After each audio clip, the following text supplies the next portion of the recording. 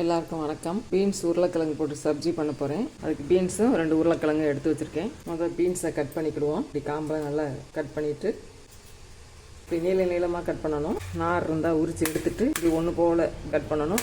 பொரியலுக்கு கட் பண்ணுற மாதிரி பொடியாக கட் பண்ணக்கூடாது. பீன்ஸ் எல்லாம் கட் பண்ணிட்டேன். உருளைக்கிழங்கு நல்லா மண் இல்லாமல் கழுவிக்கிடணும். கழுவிட்டு நல்லா இப்படி தோலை சீவிக்கிடுவோம். உருளைக்கிழங்கு தோல் சீவிட்டேன். இதை இப்படி 2ஆக கட் பண்ணிக்கணும். பீன்ஸையும் உருளைக்கிழங்கையும் ஒன்று போல் கட் பண்ணிக்கணும். அதான் ஒன்று போல் வேகும். இப்படி நீளம் கட் பண்ணிக்கணும். கொஞ்சம் சீக்கிரமாக வெந்துடும். பார்க்கையும் அழகாக இருக்கும். நல்லா விரும்பி சாப்பிடுவாங்க. தண்ணிக்குள்ளே போட்டு வச்சுருவோம். நேரம் மாறாமல் இருக்கும். இந்த சப்ஜியை வச்சு மதிய லஞ்சுக்கு சைடிஷாகவும் வச்சுக்கலாம். காலையில் பிரேக்ஃபாஸ்ட்டுக்கு சப்பாத்தியை போட்டு அதுக்கும் சைடிஷாகவும் சாப்பிட்டுக்கலாம். இப்படி எல்லாத்தையும் கட் பண்ணிக்கிடுவோம். கட் பண்ணி இப்படி தண்ணிக்குள்ளே போட்டு வச்சிடணும். பீன்ஸ் உருளைக்கிழங்கு சப்ஜி எப்படி செய்யலான்னு பார்ப்போமா? எண்ணெய் ஊற்றிக்கிடுவோம். எண்ணெய் சூடாகிடுச்சு. கடுகு 1 ஸ்பூன் போட்டுக்கிடுவோம்.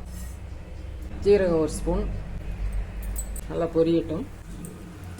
கடுகு ஜீரகம் பொரிஞ்சிடுச்சு. வெங்காயம் நல்லா பொடியாக கட் பண்ணி வச்சுருக்கேன். அதை போட்டுருவோம். நல்லா கிளறி விட்டுருவோம்.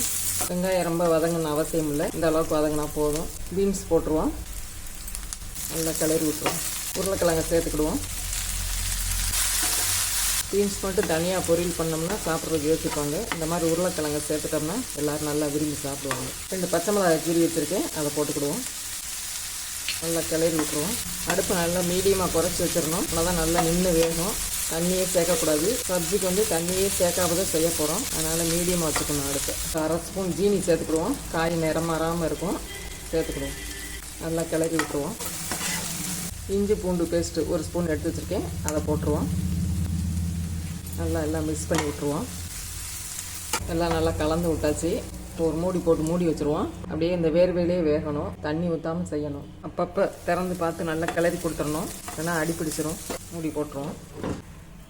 அப்படி வேர்க்கு தண்ணி உழுவுறதுலேயே வெந்துடும். காய் நல்லா பாதி வெந்துருச்சு. தக்காளி 1 பழம் நல்லா பொடியாக கட் பண்ணி வச்சுருக்கேன். அதை சேர்த்துக்கிடுவோம். முதலே போட்டோம்னா காய் வேகாது. இதான் இப்போ சேர்த்துருக்கேன். காய்க்கு தேவையான உப்பு சேர்த்துக்கிடுவோம். தக்காளியும் வெந்துடும். மூடி போட்டுருவோம். தக்காளி கொஞ்சம் நல்லா வதங்கிடுச்சு. இப்போ மசாலா சேர்த்துக்கிடுவோம். 1/2 ஸ்பூன் மஞ்சத்தூள், 1 ஸ்பூன் மல்லித்தூள், 1 ஸ்பூன் மிளகாத்தூள், 4 ஸ்பூன் பெப்பர் தூள், ஜீரகத்தூள் 1/2 ஸ்பூன். நல்லா கிளறி விட்டுருவோம். மசாலா எல்லாம் ஒன்று சேர்ந்துடும். மூடி போட்டு மூடிடுவோம்.